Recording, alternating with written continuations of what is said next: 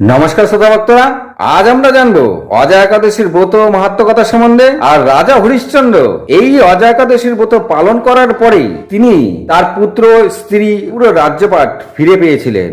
আর সেই সাথে তার সঙ্গে পুরো রাজ্যবাসীকেই তিনি স্বর্গবাসী করেছিলেন। তো শ্রোতা ভক্তরা খুব মন দিয়ে শুনবেন। ভাদ্র মাসের কৃষ্ণপক্ষীয় একাদশী আপনারা 19 আগস্টেই করে থাকবেন। বিশ্বামিত্র একটি সামান্য মুনি ঋষির বেশ ধরে রাজা হরিশ্চন্দ্রের কাছে আসে এবং রাজা হরিশ্চন্দ্রকে এসে বলে যে আপনি আমাকে দান করুন। তখন রাজা হরিশ্চন্দ্র সেই ঋষিকে বললেন, বলুন কি চাই, আপনি যা চাইবেন আমি আপনাকে তাই দেব। এতে ছদ্মবেশী বিশ্বামিত্র রাজা হরিশ্চন্দ্রের কাছ থেকে তার রাজ্যপাটি চেয়ে নিলেন এবং তিনি রাজা আছে হরিশ্চন্দ্রের সমস্ত কিছু চেয়ে নিলেন। হরিশ্চন্দ্র নির্দ্বিধায় সমস্ত কিছু দান করে দিলেন। একথা যখন রানী জানতে পারে, রানী সেখানে তড়িঘড়ি আসে এবং তিনি হরিশ্চন্দ্রকে বলে, এইভাবে কেউ দান করে? এইভাবে দান করলে তো আপনি সম্পূর্ণ গরিব হয়ে যাবেন। কোথায় উঠবেন, কি খাবেন, কোথায় যাবেন?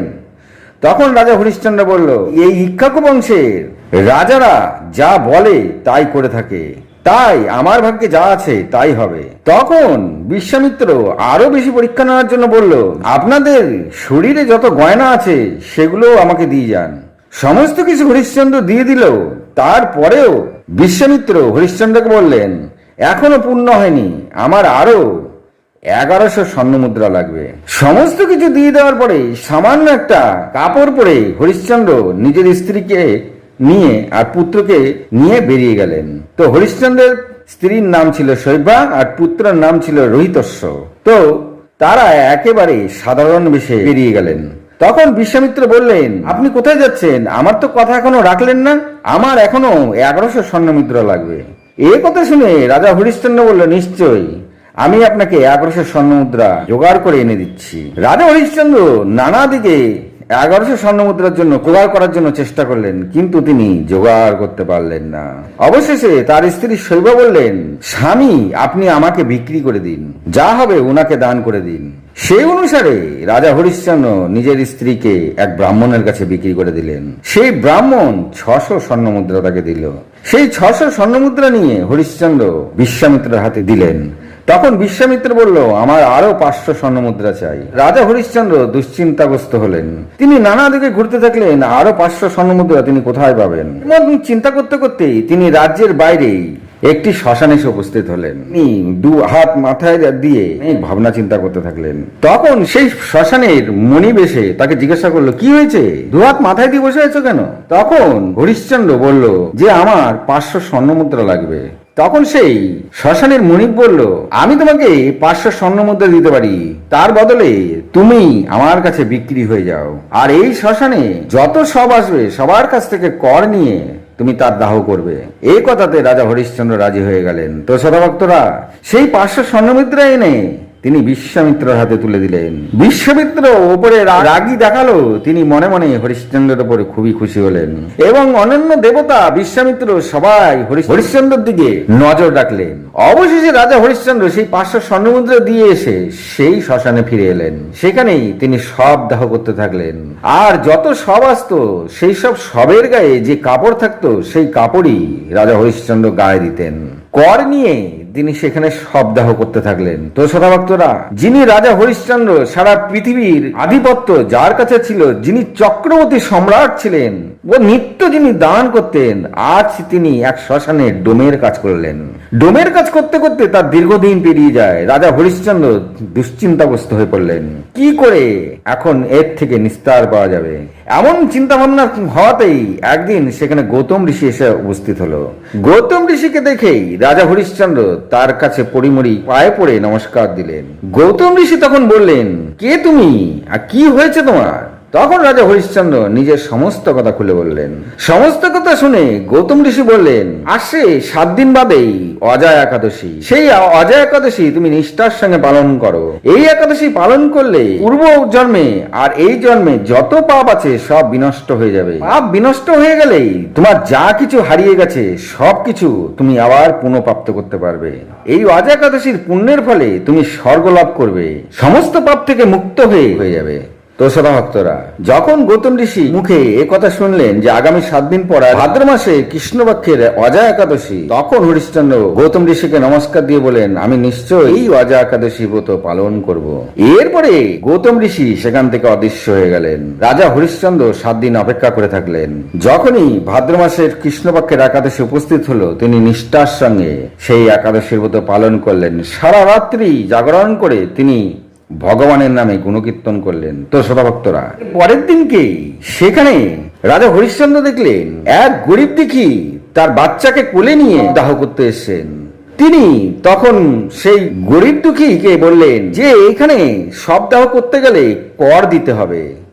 আর রাজা হরিশ্চন্দ্রের গলা শুনে তারই স্ত্রী শৈবা চিনে ফেললেন। আসলে হরিশ্চন্দ্রের স্ত্রী শৈবার যে ব্রাহ্মণ ঘরে কাজ করত, সেখানে তিনি পুত্রকে নিয়েই থাকতেন। আর পুত্র সেদিনকে সাপের কামড়ে মারা গেছিল। তিনি তার পুত্রকে দাহ করার জন্য সেই শ্মশানে এসেছেন যেখানে রাজা হরিশ্চন্দ্র সব দাহ করতেন।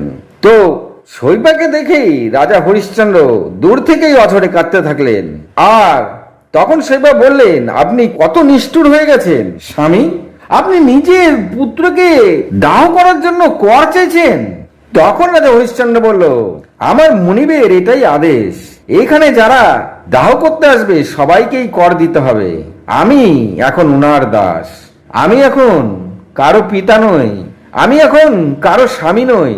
তখন শৈবা বলল, ঠিক আছে, আপনি আপনার ধর্ম পালন করুন আর আমি মাতৃধর্ম পালন করি। তো শ্রোতা ভক্তরা, তখন শৈবা নিজের শাড়িকে 2 টুকরো করে 1 টুকরো রাজা হরিশ্চন্দ্রকে দিয়ে বললেন, এটাই আমার কর। তো শ্রোতা ভক্তরা, রাজা হরিশ্চন্দ্র দূর থেকেই নিজের পুত্রের মৃতদেহ দেখে কাঁদতে থাকলেন। আর শৈবা কাঁদতে কাঁদতে তার শাড়ির অর্ধেকাংশ হরিশ্চন্দ্রকে তুলে দিলেন। হরিশ্চন্দ্র সেই কাপড় নিয়ে আকাশের দিকে তাকিয়ে চিন্তা করতে থাকলেন, আমি এমন কি করেছি আজ আমাকে এই সব দেখতে হচ্ছে। তো শতভক্তরা, ঠিক সেই সময় সেখানে ইন্দ্রদেব, বশিষ্ঠ মুনি, যমরাজ, গৌতম ঋষি ও বিশ্বামিত্র এসে হাজির হলো। তখন ইন্দ্রদেব হরিশ্চন্দ্রকে বলল, হে রাজন, আমরা তো আপনার পরীক্ষা নিচ্ছিলাম আপনার দানের কথা। আপনি ধর্মনিষ্ঠ, সত্যবাদী, সৎ রাজা এবং পুরো পৃথিবীর চক্রবর্তী সম্রাট। আপনি হলেন একজন দানবীর। আপনার পুণ্য প্রভাব এতটাই বেশি, তার স্বর্গে তো প্রভাব বিস্তার করেছিল। তাই আমরা সকলে মিলেই আপনার পরীক্ষা নিয়েছিলাম। তখন এই কথায় সবাই সায় দিলেন। যমরাজ বললেন, এই শ্মশানের মুনিব আসলে আমিই ছিলাম, আপনি আমারই সেবা করছিলেন। তখন বিশ্বামিত্র, বশিষ্ঠ মুনি ও গৌতম ঋষি তারাও বললেন, হে রাজন, আপনি আমাদের পরীক্ষায় উত্তীর্ণ হয়েছেন, আপনি দেবতা হওয়ার যোগ্যতা অর্জন করেছেন। তখন রাজা হরিশ্চন্দ্র দুহাত জোর করে সবাইকে নমস্কার দিয়ে বললেন, আমার পুত্র তো এখন মৃত, আমার তো এখন কোনো কিছু চাওয়ার নেই।